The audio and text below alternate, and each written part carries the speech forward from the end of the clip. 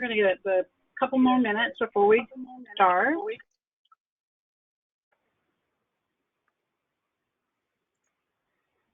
Hear me okay?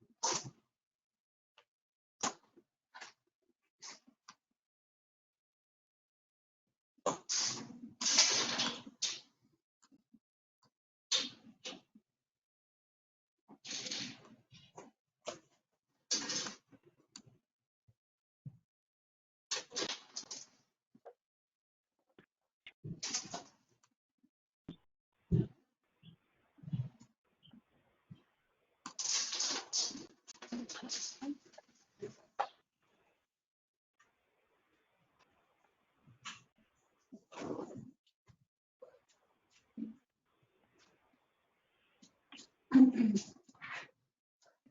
think we're good to get started.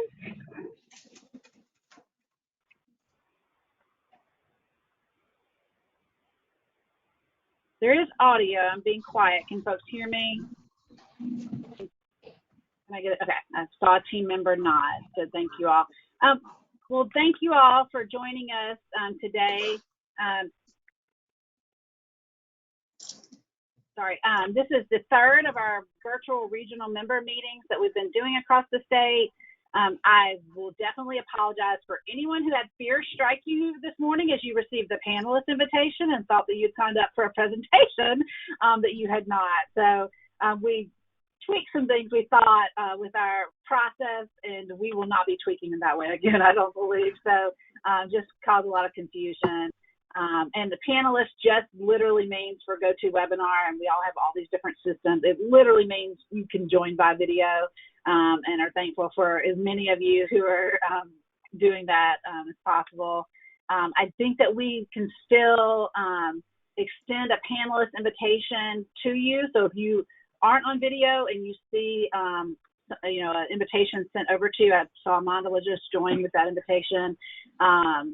Please, as many of you that can join via video, the better. So I think it helps with our introductions and our discussion. So I'm Jessica Love. I'm the Executive Director for Prosperity Indiana. We have a number of team members who are, I think our entire team is on the call. I don't know if everyone is on video. But I wanted to have Rita wave. Rita is also listed as Jessica Love currently, so don't be confused. She'll change that. Also a technology thing. There's Teresa. I saw join of Teresa. Teresa is also Jessica Love. So if anything ever happens to me, there are at least 3 Jessica Loves in our team. And then Carrie Craig is on. Carrie is wave. Michaela is on. She is on AmeriCorps, but she is joining our team officially September 1. So Michaela, and Michaela, yes, lots of claps there. And Michaela will be managing our platform today as we go through this. And then also Andrew Bradley is our policy director, and I will hand it over to Andrew to do introductions of legislators that have joined us. Hi, good morning. Well, actually, good afternoon, everybody. Again, I'm Andrew Bradley, Policy Director with Prosperity Indiana. And I wanted to introduce, I know that we have 3 of our state representatives and senators on the phone. So I want to take a moment and introduce them. And then in case we might have anybody else, I'll give you a chance to speak up. So in alphabetical order, First, we have Representative Mike Karikoff. Representative Karikoff represents District 30, which includes parts of Howard and Grant County, including much of Kokomo. So welcome, Representative Karikoff. I don't know if you want to say any words of introduction here. Happy to be on the call, listen to what folks have to say. Thank you. Thank you. And also next up, we have Representative Donna Shively of District 24, which includes a portion of Hamilton and Boone counties. Welcome, Representative Shively. Thank you. I'm happy to be here and learning. Glad to have you. And then last but not least, we have State Senator Victoria Spartz, who represents District 20 and parts of Hamilton County. Welcome, Senator Spartz.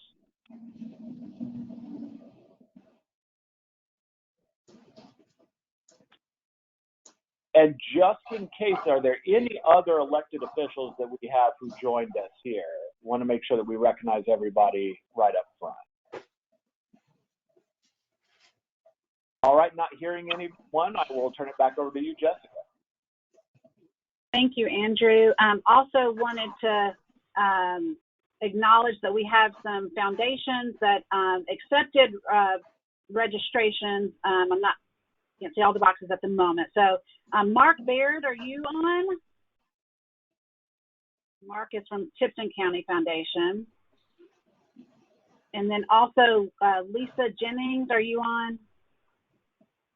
Lisa is from Community Foundation of Randolph County. So if they join later, invite you to introduce yourself.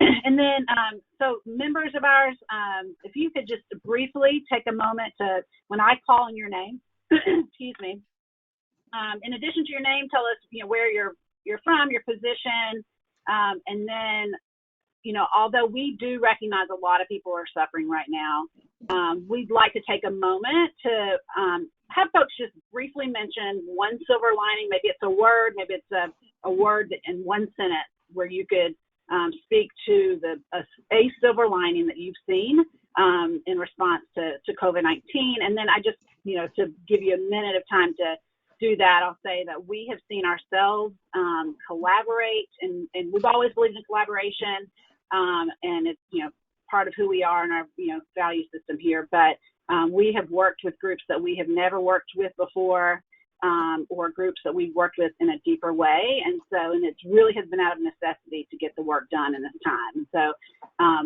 I will go through the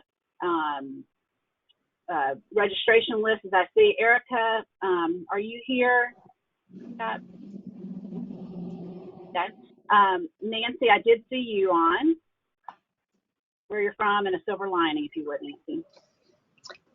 I'm Nancy Vaughn. I'm with United Way of Madison County in Anderson, Indiana, and I also chair the Public Policy Committee for Indiana United Ways. Have you seen the silver lining? Did you say? Sorry. Silver lining, yeah. We just our state network is good, and we have had so many statewide meetings that we're really becoming a stronger network. Is Lisa on yet? Laughlin? Lisa?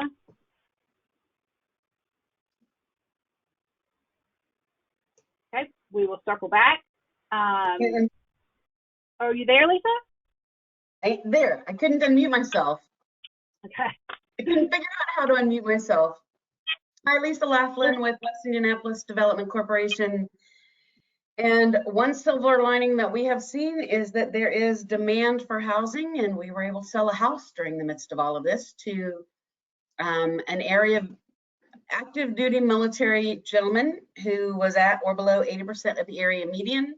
We put him in a 1,400 square foot, 3-bedroom, less than 20-year-old home at a mortgage that is costing him $532 a month. No, that's great. That's a silver lining. Yeah, absolutely. Yep. Thank you. Is Julia? I wasn't sure if Julia was going to be able to join. Do we see Julia, Catherine? Okay. And then Imhotep Adisa. Jill Gordon? Amandla, I know you're here. Hey everybody, my name's Amandla Anderson. I'm the executive director of my house right now because we are virtually learning. I'm not the executive director of anything else. I don't even know where it came from. I work for IFF, and in my role, I'm the director of real estate solutions, which we do real estate consulting for nonprofits in Indiana. And the silver lining is it's really tough to see it personally right now. But I would say yesterday we finally got our trampoline up and the kids were on there for like 3 hours straight and it was wonderful. That is, buying a trampoline is literally the first thing I did when we found out on March 13th that we were going home. Like, I bought a trampoline and sent my kid out there. So that, I feel, yeah. Thanks, Amandla. Catherine, I saw you here. Having a few webcam issues, so I'm here. But yes, I'm Catherine Habecker. I'm the Impact and Advocacy Manager with Indiana United Ways. So I support folks like Nancy within our network. And a silver lining definitely, as Nancy mentioned, how the network's connected and come together to solve some of the problems that we're now facing. And then on a personal note, I've gotten quite into my bird watching. So I have a great window right here, and it's been perfect for that. Yeah, that's awesome. Christy Amos, is Christy on? Christy, can you intro yourself and provide a silver lining?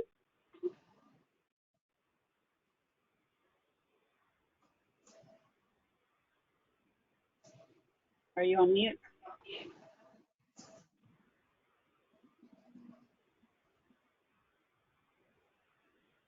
Okay, we will circle back. If you join, you're welcome to intro yourself later. Ashley Gervitz, is Ashley on? Amy Jacobson. Okay, Amy, intro yourself and a silver lining if you would. Okay, great. Hi, I'm Amy Jacobson. I'm the Executive Director of Noblesville Housing Authority. We serve all of Hamilton County with the Housing Choice Voucher program and also administer the Community Development Block Grant or CDBG program for Hamilton County.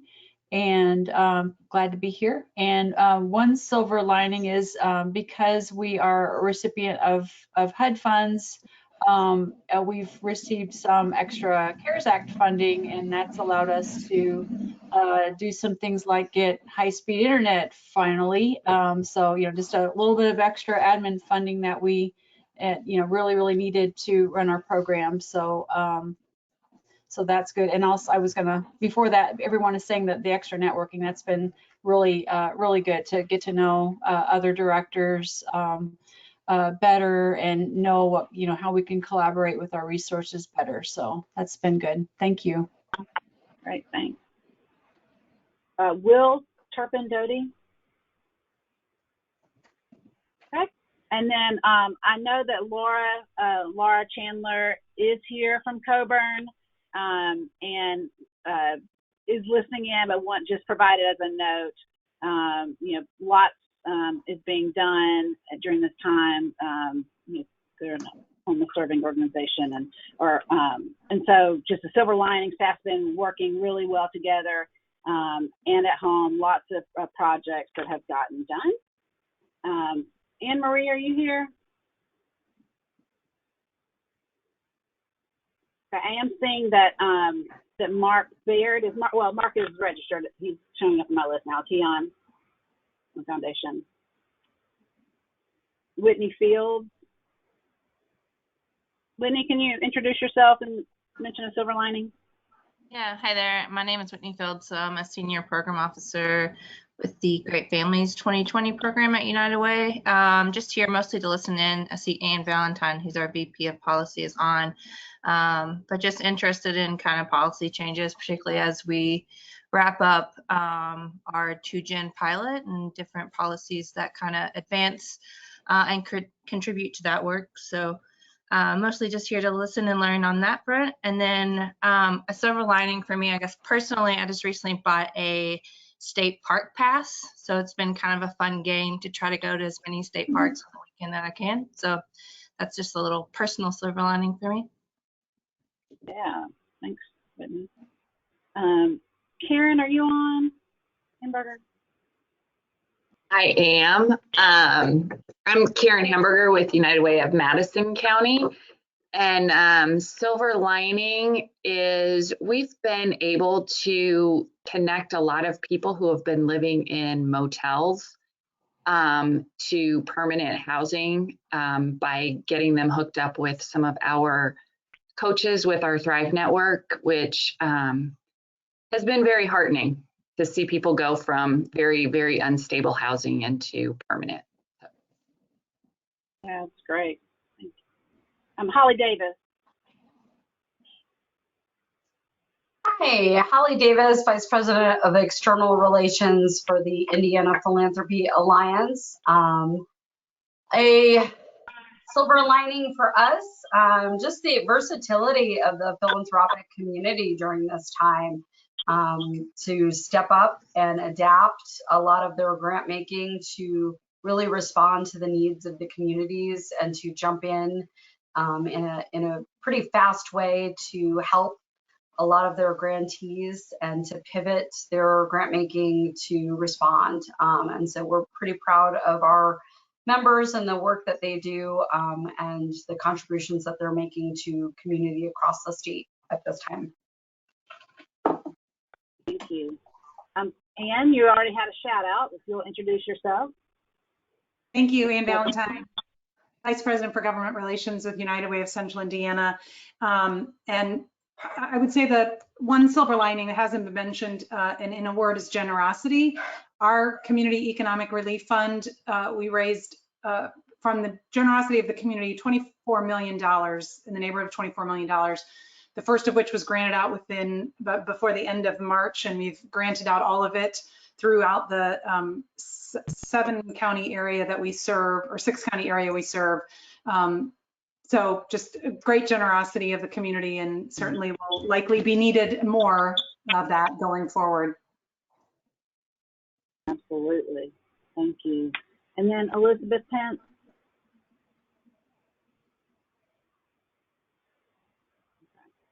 Is there anyone who's on that did not get to introduce themselves? Well, thank you for that. You know, we don't get to be in the same space, but I think who we are and what we're seeing and some positives that we're seeing are very important for us to highlight. It's also, I've learned from my team, very important to highlight the fact that you are allowed to drink a beverage during this call, that you are not a TV star, a movie star, or anything else. You're just on a call, and we're going to pretend like we are having a midday meeting, and my team is chiefly going to at least join me in drinking. Thank you. Oh, there we are. That's my Indianapolis Indians cup that has seen better days. So not even putting on the dog with a clear glass for you. So yeah, thank you guys for that. Now that we've gotten to know each other a little bit better, and just wanted to point out that we've done our intros. We'll talk through our COVID-19 survey results. We'll talk through our policy priority survey results and where we've gotten to so far on those. I think there'll be highlights for this, the responses from the area.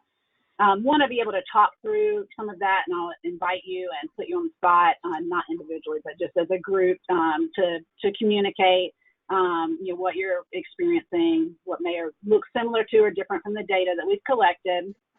And then just a couple of action items before we wrap up.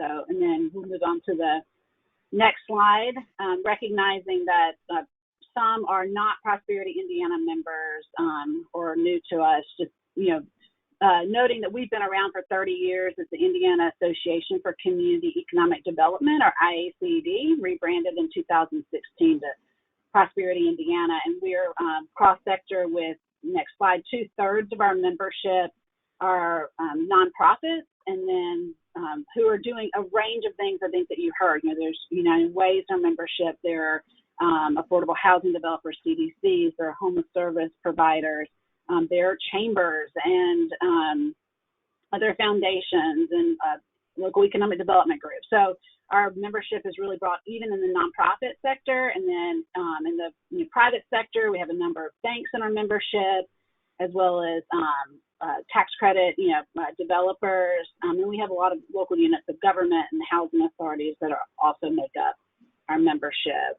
And in the next slide, you'll see that we updated our mission in 2019 to speak to the engagement, advocacy, and resources that are priorities for us as we, really want to empower our members to do great things and improve quality of life statewide. And also added values and updated our vision at that time to make sure we were speaking to equitable access to economic and social opportunities. And so really going through our identity statement process and doing a new mission and vision and values last year has really served us well during a critical time where we've been, part, but able to pivot, but also stay on mission during COVID-19. So in the next slide, it will highlight some of the ways that we meet our mission through our REAP framework.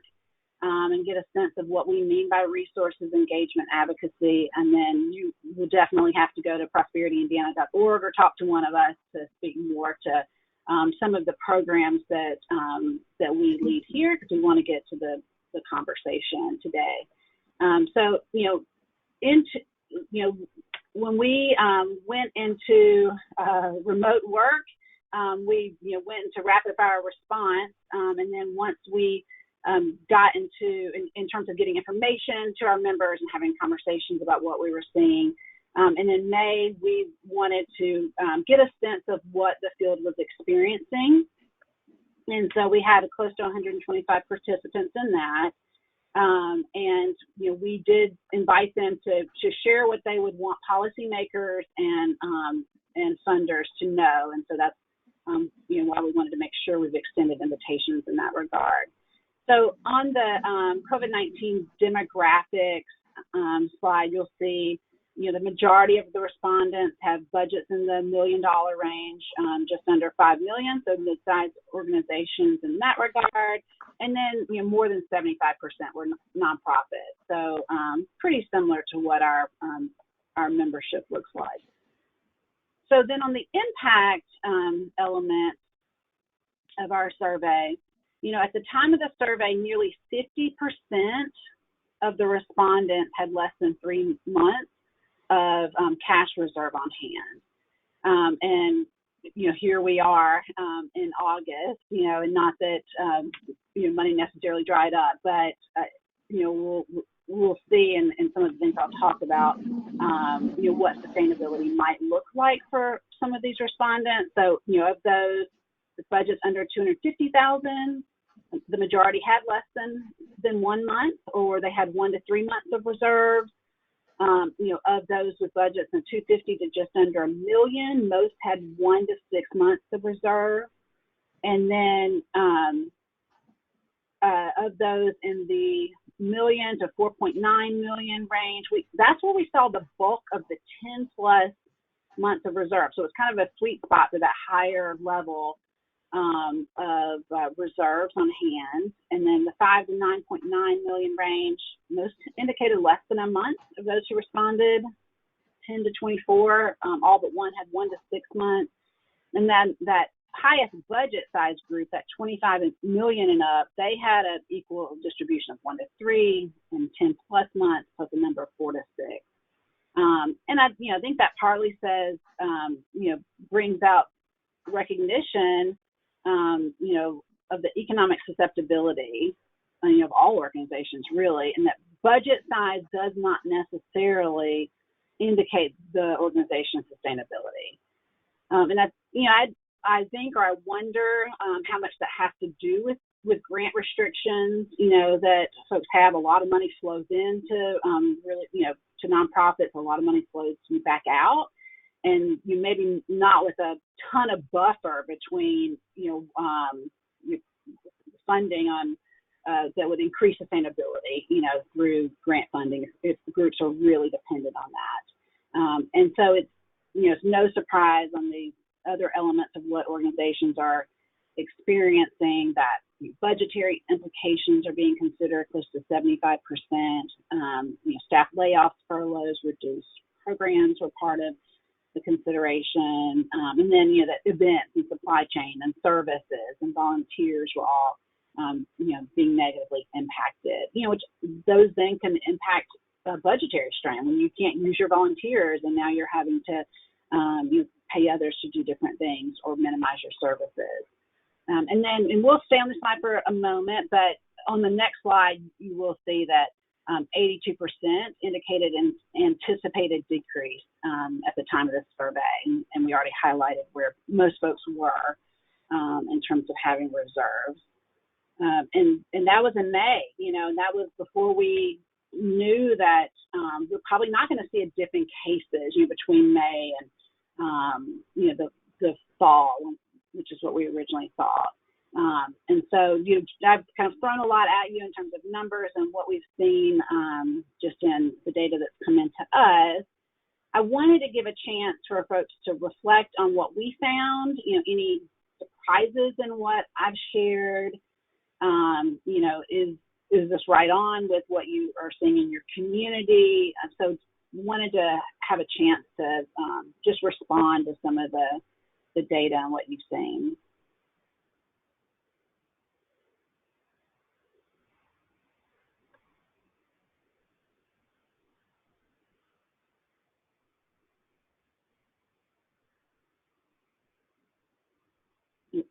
Has anything struck anyone in what I've shared, whether you're experiencing something very similar or something different, or have seen something similar or different with other orgs?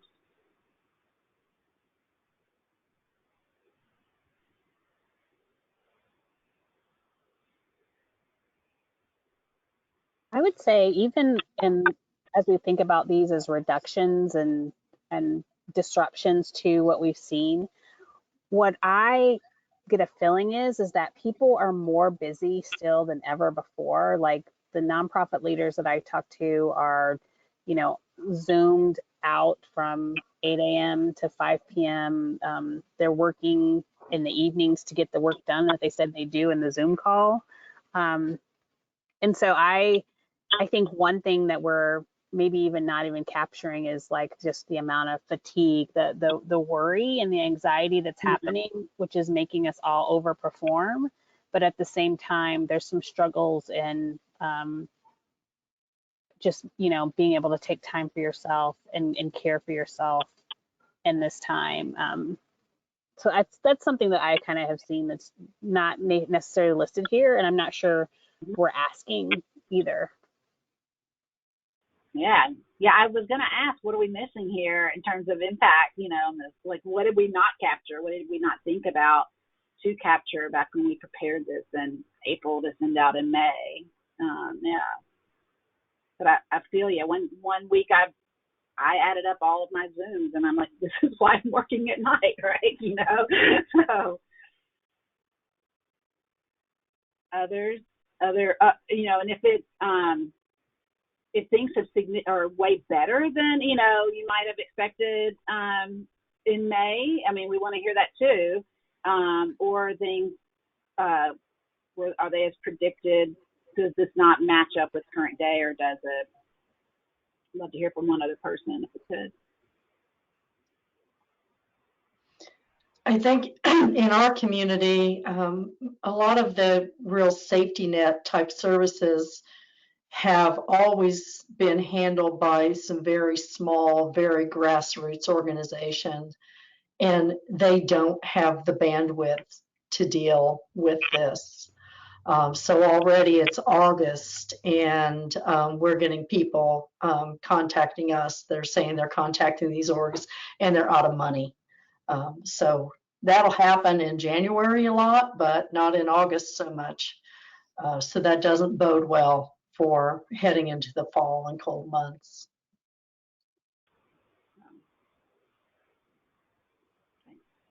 And I will say they're out of money after several of them, we've funded them through, the extra money we've had come in. So, Yeah, the demand is very high, I think. So in how organizations are responding on the next slide, I think it's important to note that, nonprofits are adapting. I think, folks have spoken some to that. For one, and this is in my notes, but I think that, it's already been brought up. Nonprofits, many of them are busier than ever. We are. But the thing is, being busier than ever does not automatically equate to having more funding to do the work. I think it speaks to the resolve of nonprofits to do the work, but it doesn't necessarily speak to the resources that they have. And I think the data that we collected also speaks to readiness to return to the office, in the sense that there's policies and procedures in place, but I don't know that it speaks to like being back at the office and really mentally ready to be back at the office, or that you're functioning in that way. For us, we have a screening tool, we have PPE, we have, the policies and procedures we need. We've taken advantage of, First Families Act, as we've needed to. So all of that stuff is in place. But by and large, we're paying rent on a space that's virtually empty. Folks go in a few times a week.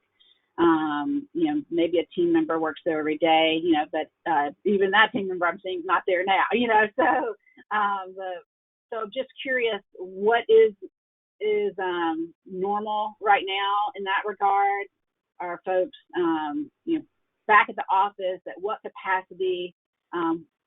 What level have your services changed? Whether it's more or less, or at the same. Just curious what that looks like.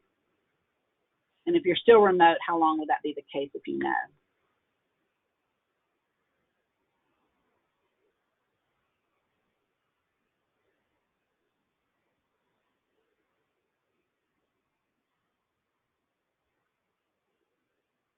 It seems like we have a lot of United Way folks on the call, and you guys kind of work with a lot of networks of organizations.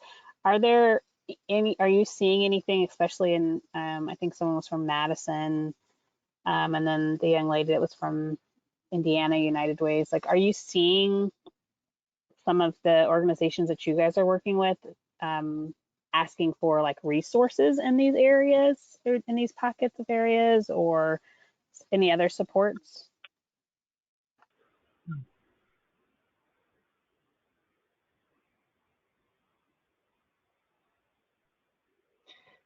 I think we put out 2 rounds of funding with the COVID grant that we got through the State Association and Lilly Endowment. The first round of funding was like kind of the easy stuff, food, a lot of food, and some immediate rental assistance and things. The second round of funding, we really tried to get at helping organizations shore up, so they didn't have to put it into program. We were looking for them to kind of, how do you kind of strengthen your organization? Our local organizations really struggled even with the request. And I think there's so much in crisis mode that they can't think beyond that. So I'm not sure where we go from here. Just trying to help with the stress that's going on, and hopefully we can get them better refocused down the road. I'm not sure how to do that, because I don't think it's going to get any easier for at least 6 months. But I know that's the situation that we're kind of seeing across the board here.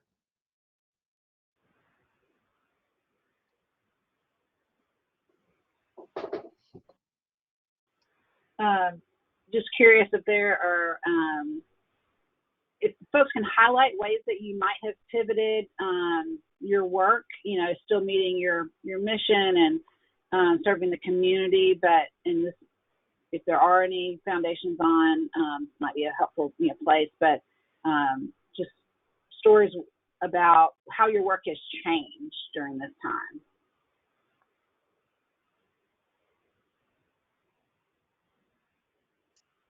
This is Whitney from United Way of Central Indiana. I can talk from more of like a direct relationship with our community partners. So I mentioned previously I work on a grant called Great Families 2020, and we work really closely with community centers. And I will say, like, community centers kind of really had to pivot. I think pivot is like the buzzword of the year, honestly.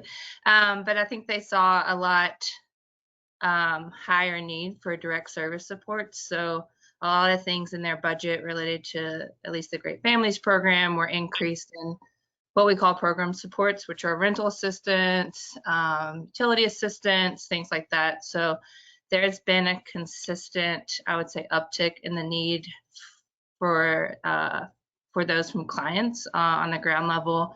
And I think too, a lot of work with our model at the community level is supporting like financial and coaching model supports, which has been difficult because a lot of that is obviously relationship based and requires some level of interaction. So I think from at least the CWFs and the coaches on the ground have had to figure out ways to still connect with their clients virtually.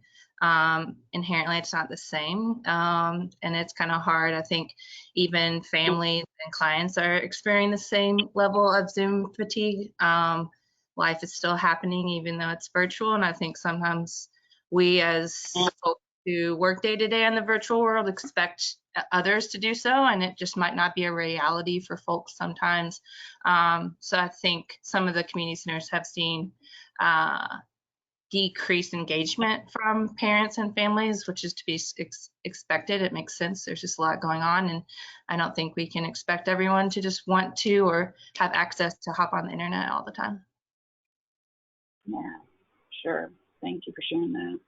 And I know that there are folks who, with us working at home, it's a different environment. Some folks have shared through the chat as well, and just wanted to highlight some of what's come in there if you haven't checked that. So just that at IUW, Indiana United Ways, they worked with IU SPIA and conducted a similar survey and found similar results from what we shared.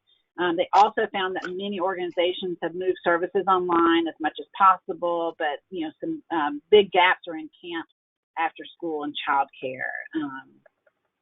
And then, so thanks for sharing that. And then Lisa shared, 50% of staff's work of 2 is working from home, more due to having a family member with compromised health, back in the office and they're open. And then also from the IUW survey, they found out that they asked about technology needs as organizations moved programs and events online, and saw a need earlier on for those resources, but as mentioned earlier in the chat, support and thinking creatively about programs that aren't easily moved online. So still, even though we've been at home for quite a while, all organizations are not necessarily there yet, and that makes sense that there are groups that still don't have all the technology necessarily needed to make the pivot the way those of us who regularly worked remotely are able to. So thank you all for sharing that. Just wanted to do a little bit of roundup on the next couple of slides on the need, what respondents wanted funders, donors, government officials to know, and the higher demand for resources and assistance, operational costs have increased, and that speaks to the technology needs, all of a sudden, or cleaning needs, spacing needs that folks have. Overall flexibility is needed while adapting to meet current needs of the community. High levels of stress, we've heard that today, while adjusting. Essentials, things like homes and food really are at the foundation for our health. and our community's health. And I think that recognition has been really important in this time. And then, extra funding is needed. That we always feel that way, I think, but I think it's underscored that there's an immediate need for resources, and some folks they're not at recovery phase, they're still in relief. And so, and then of the needs that were highlighted on the next slide, the things that were answered as the most important need, again, that increased availability of funding and revenue streams to provide essential services, flexibility. You spoke to, being the provider of some of that flexibility, which is helpful. Easing timelines and documentation requirements, and then just a sense of understanding from stakeholders. And then on the last slide, some of those reflections. These are comments that came in from survey respondents. Organizations and leaders are resilient and innovative and continuing forward in spite of circumstances. Here's one: COVID has kicked everyone out of the box and then burned the cardboard. So I think we can feel that as well. Things may be delayed, but we'll come back stronger than ever. And really acknowledging that we can't do this without our funders and our partners, as well as the policymakers that are helping change things as well. So we'll now switch, and we can circle back if there are any other reflections that you all have, at the end in this regard. But we do want to make space to move into our policy priorities update. And so I'll hand things over to Andrew Bradley, our policy director. For those who are longtime Prosperity Indiana members, you'll know that Andrew's a new face for us. He joined our team at the end of February. I think came in and did some paperwork on like a Friday, and then came to the office the first Monday in March. And we all know what happened at the end of the very next week. So he literally spent 2 weeks at the State House. State House wrapped up, I think, late on a Wednesday night, and we all started working from home 2 days later on Friday. And so, before he recaps what 2020 has looked like a little bit and where it looks like we're going in 2021, I just wanted to create space for him to provide a little bit more in-depth introduction about his experience and what brought him to Prosperity Indiana, just so you all can get to know him a little bit better. So, Andrew, I'll hand it off to you. Thank you very much, Jessica. And it's great to be on this call with everybody from Central and Eastern Indiana. Again, my name is Andrew Bradley, and as Jessica said, I became policy director right at the very end of February and the beginning of March, just before COVID hit. So it's been kind of a whirlwind, but there's no place I'd rather be than back home again in Indiana, helping Hoosiers and our communities be able to get through this really critical time. Before I came to Prosperity Indiana, most recently, I had been in DC for about 1.5 years with a group called the National Skills Coalition, working on workforce development policy and bringing together coalitions of advocates in states across the country. Before that, for about half a decade, I was with the Indiana Institute for Working Families as a senior policy analyst, working on issues and policies that have to do with low and middle income Hoosier families. So I'm kind of back in that space again, and I think all those issues are really critical as we try to move from response to recovery here. So let's go ahead to the next slide. And let me tell you very briefly what I want to talk with you about in this time today. There's going to be several different ways that I would like to ask you to help participate in this next session of this webinar. One is to feel free to comment and speak up at any time. I'll be turning to you with several independent questions. Another is we have sent out a policy survey, and while we'll be discussing kind of a snapshot of the results that we've had so far, I know just based on the numbers that we have on this call that not everybody's had a chance to turn that in yet. So please make sure whatever you do to fill in that survey so that we can include your voice as we're formulating our 2021 agenda. And that's really what we're doing today, is these discussions and the feedback that we get from you helps inform us about what are the policy areas that we need to be spending the most time on and what's going to impact your work the most. and I'll also mention, feel free to use the chat bar if you're not in a place where you can unmute yourself, and our staff will make sure to bring those points up as we move along. So really quickly, we're going to take a look at what this process looks like, what the goal is, producing an agenda, look at those survey results, and then talk about what you told us in terms of your policy priorities and a few upcoming next steps. So let's hit it. Let's go to the next slide. So to begin with, this is what we're doing now is we're trying to get your feedback, find out what's most important to you, to turn that into an agenda, and then we take that to policymakers in Indiana and in our congressional delegation in DC, and make sure that they hear your voices. So on the left, you'll hear this was the result of this process in the past year. Our members from our survey a year ago told us that they wanted to be working on things like affordable housing, increasing renter protections for tenants, to address habitability violations, and also help mitigate the eviction crisis ongoing in Indiana, to address the appraisal gap for home construction, to help increase the stock of affordable housing, to increase resources through the state, including key tax credits like the individual development accounts and the neighborhood assistance program tax credit, to provide momentum for a new tax credit for investments in the expansion of affordable housing programs, and then in consumer protections in terms of enacting a 36% rate cap for payday loans, and also providing common sense safeguards against predatory rent-to-own contracts that lead to borrower default. So again, that's what you told us. What ended up happening in the session was a little bit different. You can see that over on the right. What ended up happening is even as I came on in late February and March, most of that time was spent on that top item, and that was defending against SB 340/148, which turned into an eviction bill that would have expanded eviction powers and would have limited localities' abilities to put in some tenant protections. And that, if you recall, that bill ultimately passed, but Governor Holcomb vetoed it at the last moment, right as COVID was really coming on, and it became clear that we didn't want to open up a whole new class of eviction powers at that point.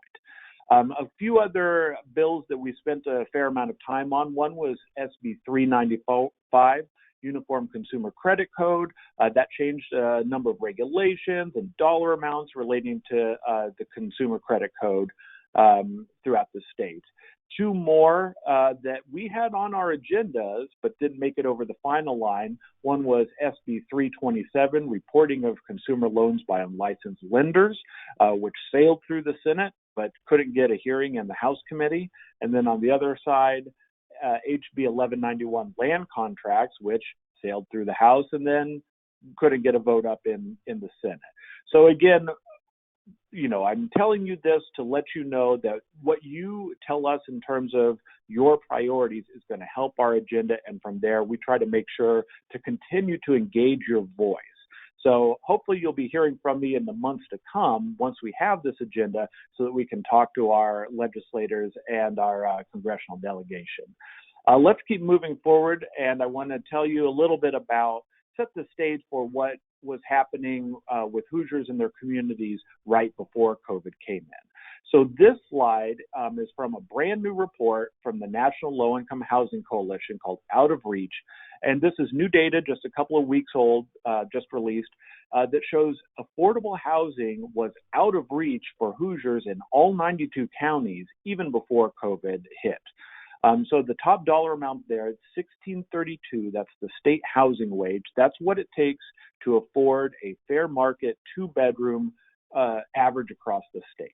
And this report actually breaks down all this data county by county. So you can go to the website you see here and see what the stats are for your county. But for a statewide average, what that means is that the average Hoosier has to work 73 hours if they have a minimum wage job just to afford a 1-bedroom apartment. And they would have to work 90 hours to afford that 2-bedroom fair market housing. And you can see here there are several parts of the state that are more expensive even than that average. But again, across all 92 counties, that affordable housing is out of reach.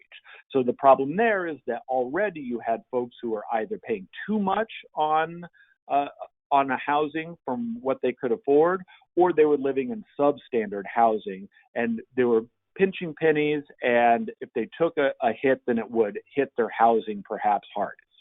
And that's going to play an impact on the next slide when we look at the assets and opportunities that Hoosiers faced and where the gap there was. So this is from a scorecard called, from Prosperity Now, called their Assets and Opportunity Scorecard. And it shows where Hoosiers and people in all states face the places where they get into trouble in terms of credit, in terms of savings. And this gives us a little bit of a window into what Hoosiers are facing now that COVID has hit. And I want to point you to that first line under savings and assets. So this is save for emergencies. So you can see here that nearly 40% of Hoosiers don't have savings for emergencies, and it's defined here by having $400 saved up. So if you imagine that you have a household that doesn't have $400 saved up, if they missed one paycheck or were laid off, then there goes any emergency savings that they have. And that's 40% of Hoosiers across the state. The next line there is liquid asset poverty rate, and that's somewhat similar. It's a slightly different cut. That's the percentage of Hoosiers who do not have enough saved up to be able to survive at or above the poverty line for 3 months in a row if they were to lose income. So imagine these are the folks who might have been locked down or had their jobs lost during COVID. Over a third of all Hoosier households don't have enough saved up that they may now be living in poverty if they are amongst this percentage and they lost their jobs. And the connection that I think you'll find is that the industries that were most likely to be affected by the pandemic are low-income renter families working in occupations like hospitality, like food and beverage, like in some of the service industries that were shut down for several months, and a good percentage of those jobs have yet to come back. So again, these are the folks that haven't had a lot saved up, and now when it comes to housing, they may really be at risk.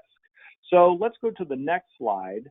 And this brings you to what we've really been working on quite a bit from a policy perspective since COVID came on. We've been trying to answer that question: what's going to happen when the eviction moratorium lifts in terms of low-income renters? And so our partners at the National Low-Income Housing Coalition put together the data on the left, and they estimate that there's over 258,000 Hoosier households who will need emergency rental assistance by this September in order to avoid threat of eviction and potentially even homelessness.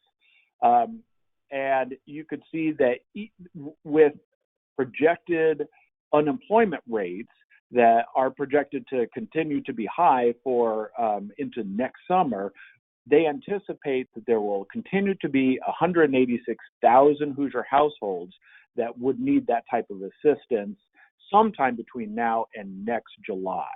And so I think this is starting to tell us that housing stability is not going to be a short-term solution that we're going to find, that both at the state and the federal level, we're going to need to be able to have a longer-term housing stability policy plan. And this is what Prosperity Indiana and our partners in a group that we're calling the Hoosier Housing Needs Coalition have been advocating for. On the right, with that map, I want to show you, we've put together with those partners, crunched the numbers, the top census districts for housing cost burden. So these are the places throughout Indiana where people pay the highest percentage of their income on housing. And you'll see that it's not just in the largest urban areas, it's also in suburban counties, including Hendricks County. It's including some rural counties, including Brown County, but definitely central Indiana is a place that's really affected, and eastern Indiana, including Delaware County, is also affected. So there are places all throughout the state where people are paying a large percentage of their paychecks on housing, and when those paychecks go away, their housing stability is really at risk. So wanted to let you know that that is something that we have really had our eye on to make sure that we can keep families stably housed so that we can help Indiana move from response to recovery. And that's going to be a theme that you'll see in the survey results here in a moment, that folks are telling us that they want to make sure that those basic needs continue to be met so that we can then move on to higher stages of recovery. Let's go on then to the next slide and take a look at some of these survey results. And so again, just a quick caveat that these are in-process results. They may continue to adjust as we get more numbers in, and we want that to happen because that's where we get additional ideas in comments, and when we are asking people like, what issues are we not listing here, we get the fullest and most robust version of those results. So over these next few slides, this is where I'm going to start turning to you and asking you for your input. So if you see something that seems a little off, or if you have something, a different experience where you're at, or even if your experience really underlines the results you're seeing, please jump in and let me know, and I'll turn to you a few times. So let's first take a look.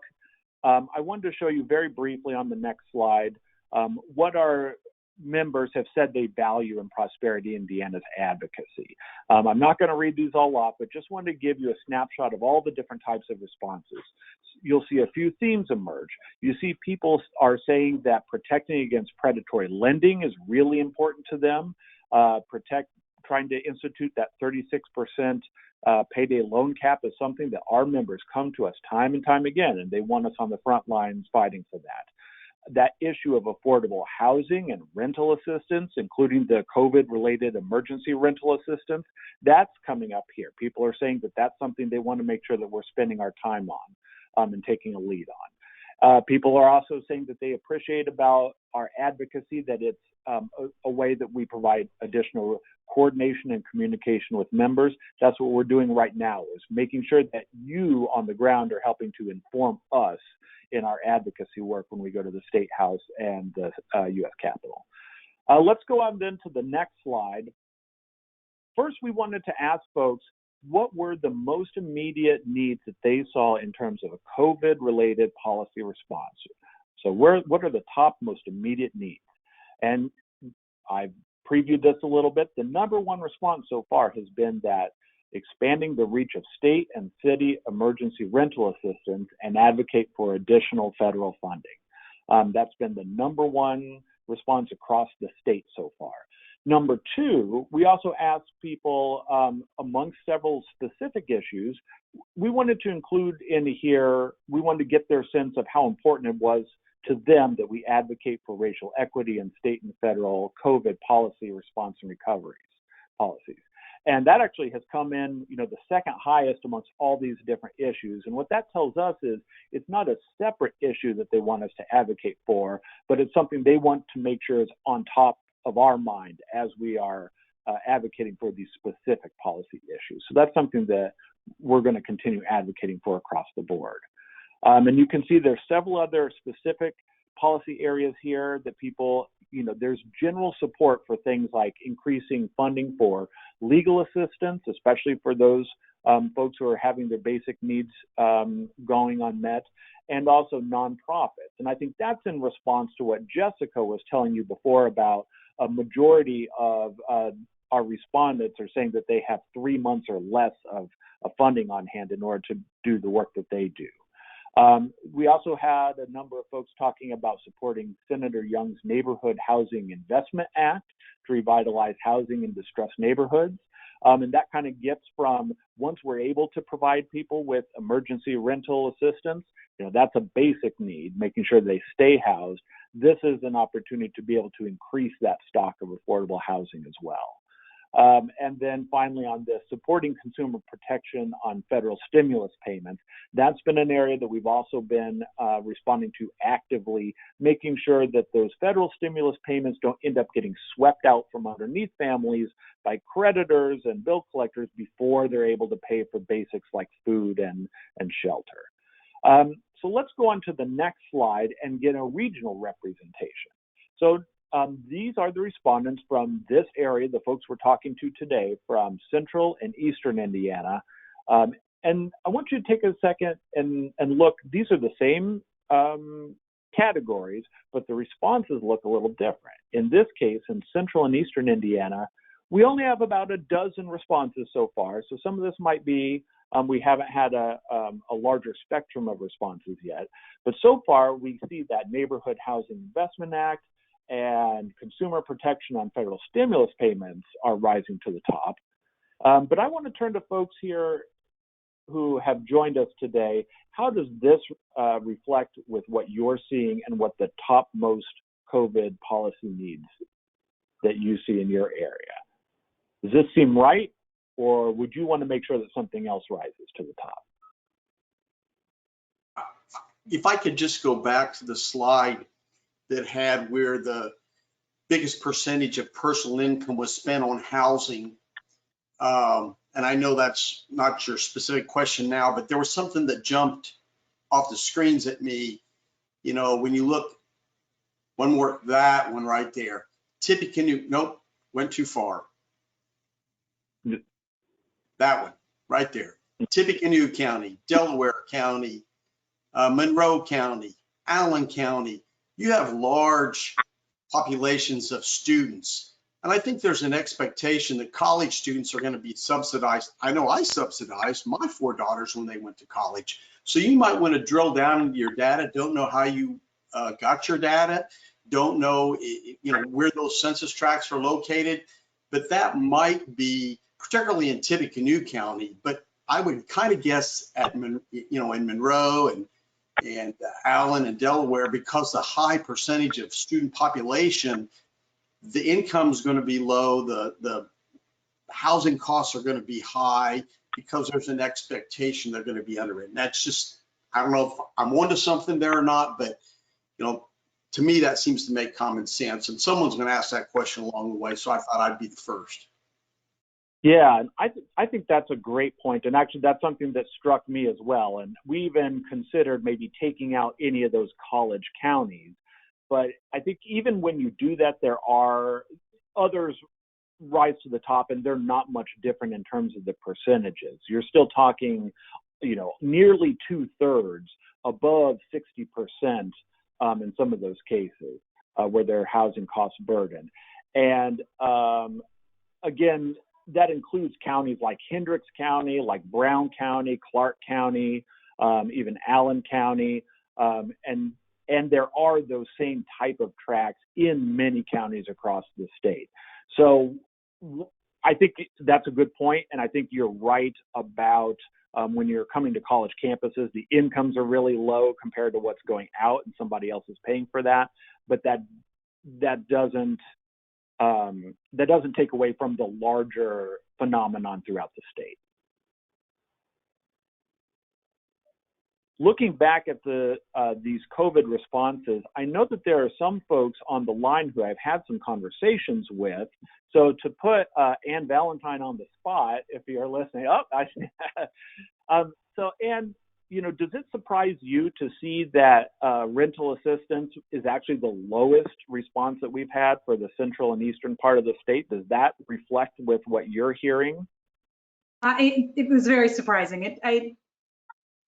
Very surprising. I would have expected the rental assistance and additional federal funding needs to be higher up.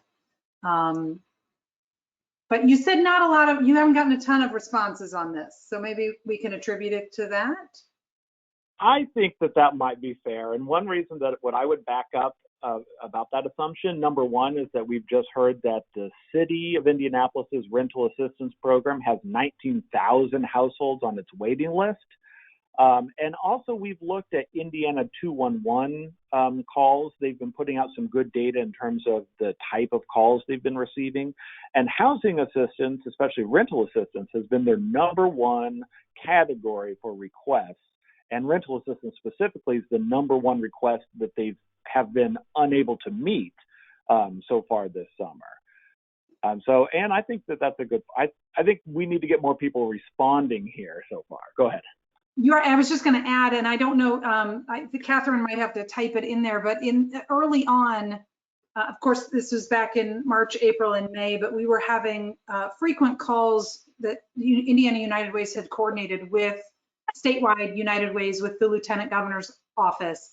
And those conversations at the beginning of the pandemic there was always concern on every one of those calls around housing and shelter for people. And I don't think that concern, while the specifics of it are different, we wanted to make sure that the moratorium held for longer. I still think that's a top of mind concern. So it is surprising that this looked this way. Anybody else, is anything else that's surprising about this, or any categories that you see that aren't reflected here that you want to make sure that we take note of, that we want to talk about here? And I'll open this up. You know, we have our members on the line. We also have our State House representatives and our partners from philanthropy here. Anything else we want to talk about here in terms of immediate COVID policy response?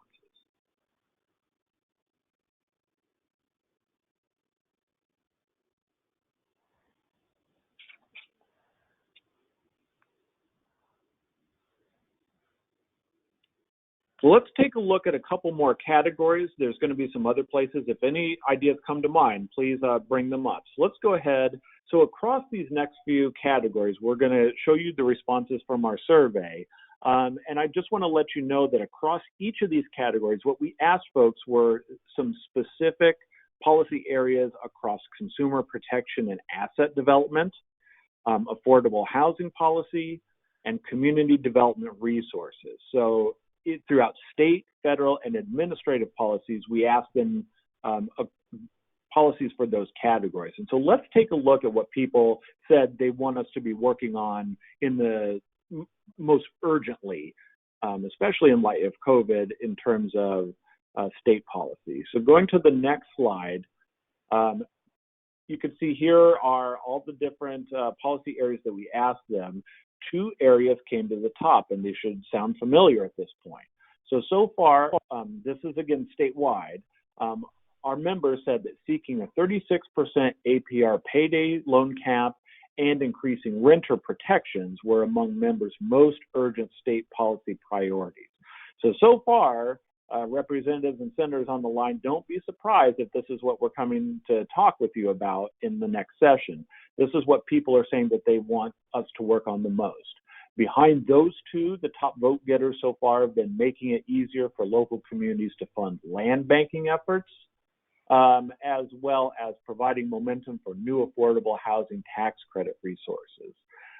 And, you know, across the other issue areas, there's support for a number of things, but you could see a few rising to the top. And again, the way that I interpret this is there's kind of a mix between people saying what's most urgent are some of those basic human needs and making sure those are met in response to the pandemic.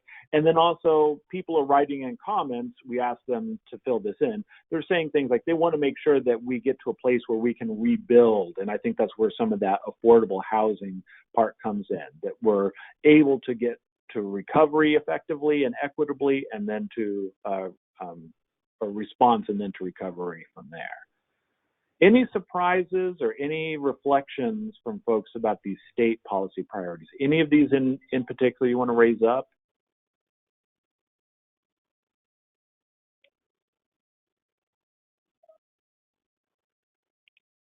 Andrew, just so you're aware, we did have Catherine comment back in the chat, going back, talking about like the COVID response and recovery priorities. And she just reaffirmed what Anne had to say about housing and access to housing and internet had been a big recurring concern for them. And thank you for advocating in this space. That's great. I'm trying to pull that up here. But so it was about the connection between housing and internet access, is that right? Yeah, and it was among where they convened their network of local United Ways last week. That was the response they had gotten from that group. I see.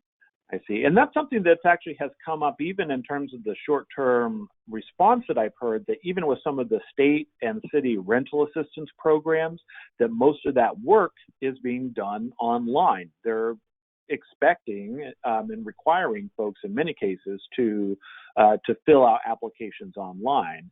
And if folks, especially if they're not in a city center with a reliable internet connection, they may not even be aware fully of these programs or may have difficulty completing them. And that may be a reason why we're not seeing as high of a take-up rate on the state program as we are in the city program. And I say that as a relative measure. There's, my last count, 29,000 applications for the state program, and then again that backlog of 19,000 for the city program. Any other reflections on state priorities? How about from our representatives and senators here? Let me just turn it to you. In terms of the conversations you've been having about what state agendas may look like for next year, do you have any advice for us and our members how we can help advocate for these issues in what's likely to be a really, different and challenging atmosphere next year?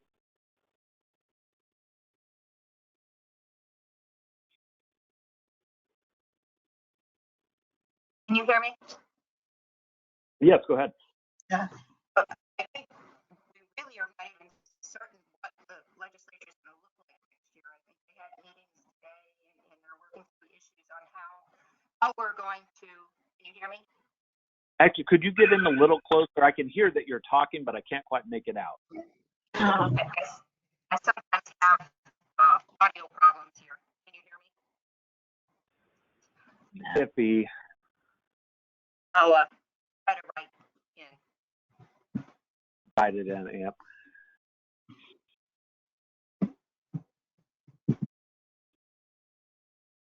Well, while she's writing, Representative Karakoff or Senator Sparks, any reflections on what you see as maybe the best opportunities for us to advocate for some of these issues in the coming year?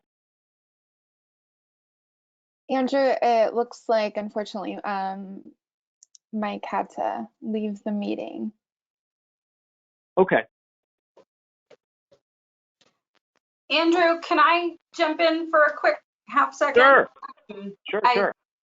I just thought at IPA, we just concluded 6 of our legislative roundtables across the state. And one interesting thing that was born out of that is that as we found out from talking with legislators from all across the state, and I'm sure you're seeing the same thing as well with these. This is the first one that I'm participating in.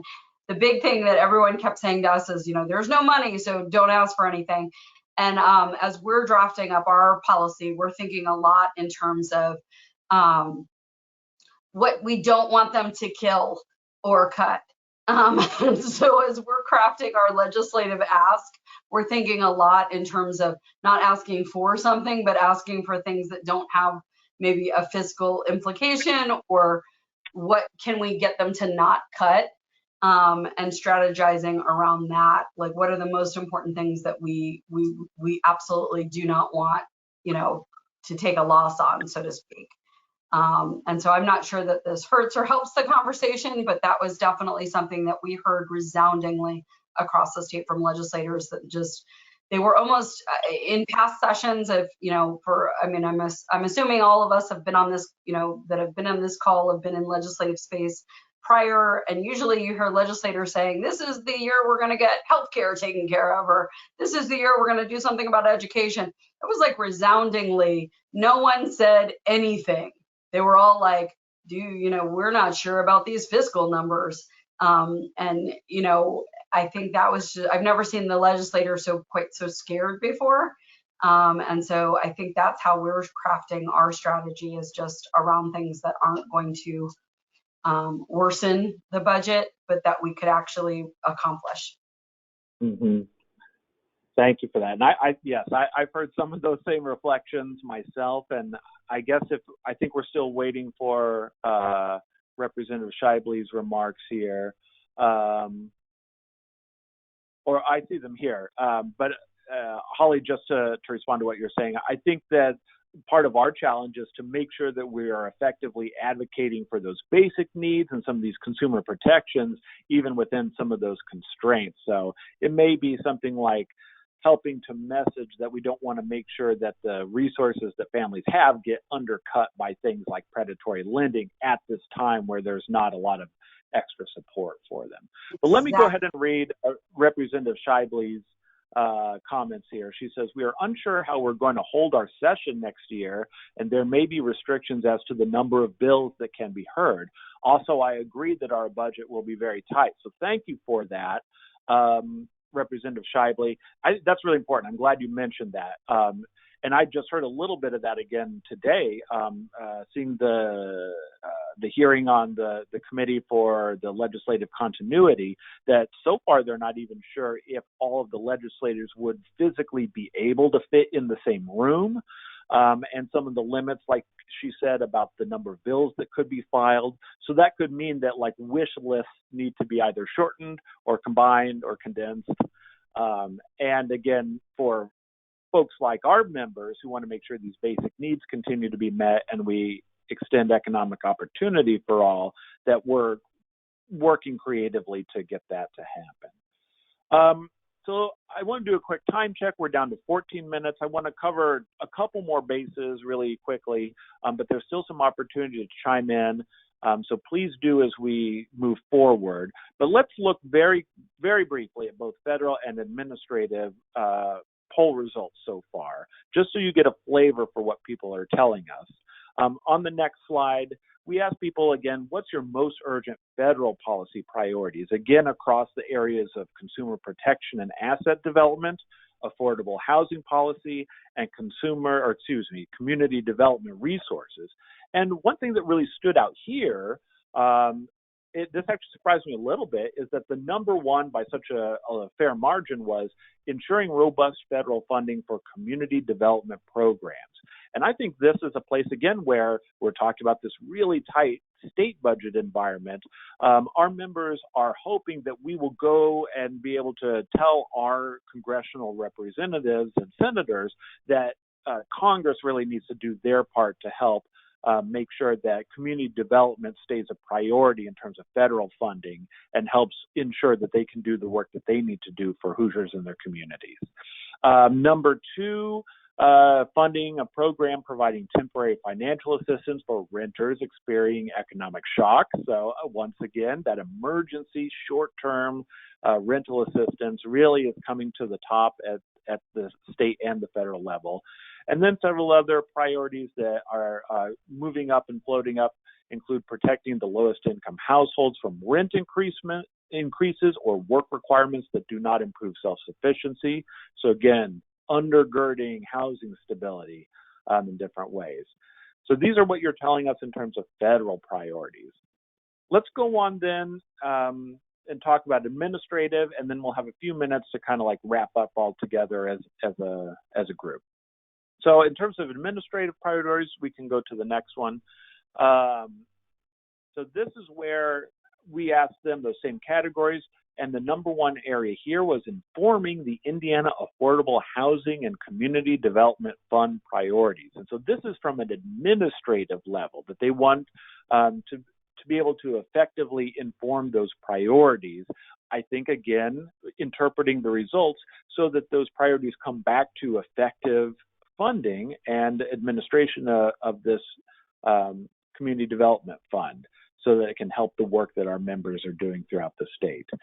Number two so far is responding to federal consumer protection rules and regulations.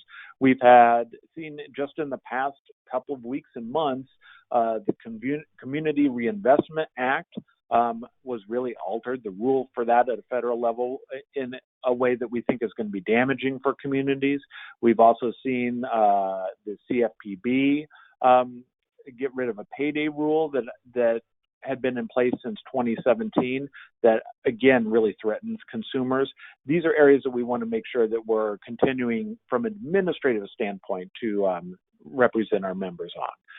And one more area that I will bring up that came in as a comment that I thought was really helpful was we had members tell us that they want to participate in the administrative process through providing comments on proposals and plans and rule changes. I think both at the state and federal level, and particularly at the state level, they're kind of concerned that they go through what they see as all this work and that they don't see those comments and suggestions reflected in a final rule or the final judgment or plan. So there's been some interest in what could reworking that process look like to either reduce some of those burdens or to help ensure that that input is taken into account. So I think that's something that's worth mentioning. So let me pause really briefly. We have 10 minutes left. Anything that people want to talk about in terms of federal or administrative priorities, anything not showing up here that you want to make sure that we take account of?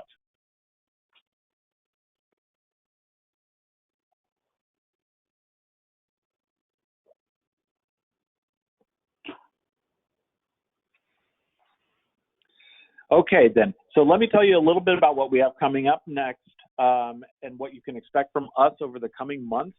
One thing, let me put in a pitch here. If you haven't yet, or if members of your organization haven't done this, please make sure that you've signed up for our action alerts and that'll give you access to our voter voice capabilities.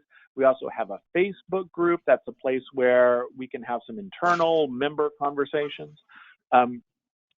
And this is also a place where you'll make sure that you get all of our blog posts, all of our new information first.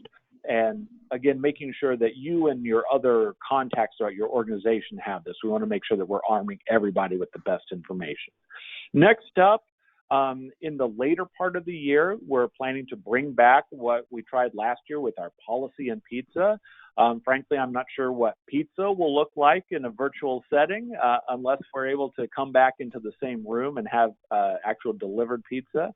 But I think what we do want to make sure that we do is that starting after the election, likely mid-November and through the later part of the year, we want to come back with the final results of our policy agenda and be able to talk to policymakers, especially we may have some new elected members to the State House and the congressional delegation, make sure that they're aware of what our members want us to be working on and continue this dialogue in a more focused way right before the session begins. So look for those to be coming in the late part of the year. And then next slide, you can go ahead and set your calendar. We have reserved a day for a State House Day at the State House. Tuesday, January 12th is our State House Day. We have physical space reserved at the State House. If we're able to do that, that's where we'll be. But even if for some reason, if the physical constraints don't allow us, that we think will be a good day to publicly announce that agenda, help bring it forward, help make sure that we start the next session off on the right foot in terms of basic needs and housing stability and consumer protections, all the things we've been talking about today. And then also you can see there, the next day will be January 13th is our Prosperity Indiana Summit. And I believe we've made that decision that will be virtual. And with that, we'll make sure that your voices are heard no matter what. Please, again, make sure to fill out that survey and get back to me. I'm happy to continue any of these conversations. And with that, let me turn it over to Rita. Hello. Thank you so much for joining us today. I just wanted to encourage all of you, if you haven't already scheduled a one-on-one meeting with me, to send me an email and we'll get that scheduled. I've met with, over the last 3 weeks, about 60 members. It's been just a really wonderful opportunity for us to get to know what your world is like one-on-one. And I'll pick your brain on how you feel the membership is, what we're doing right, what we can do better, and you won't hurt our feelings at all. So I just wanted to encourage you and thank you again. Jessica? Yep, thanks, Rita. And she said 60 members so far, right? Not 16, 60 people in 3 weeks. Back to back. So, and thank you for allowing us to hear from each of you today. We've heard some about the challenges that if your organization's faced or you've seen being faced in your community. some of the things that have you made work or work better in light of COVID-19, and so we acknowledge that as well. And we talked about some of the things that are rising up as policy priorities, some of the things that may need to be rounded out, through additional survey completions that we spoke to. So if there's anything that we, any final comments, physically or put a hand raised so that we can hear that before we go. But, I just really appreciate the time that folks have set aside today, that the, legislators and those who are funders you were willing to be here as well. If there's anything else that we can glean from you that didn't come up today, please feel free to reach out to us after this and let us know if there are other ways that we can come alongside your organization, provide support during this time and beyond. So really appreciate you, all of the work that you're doing. Thank you for being here today. Have a great one. Thank you.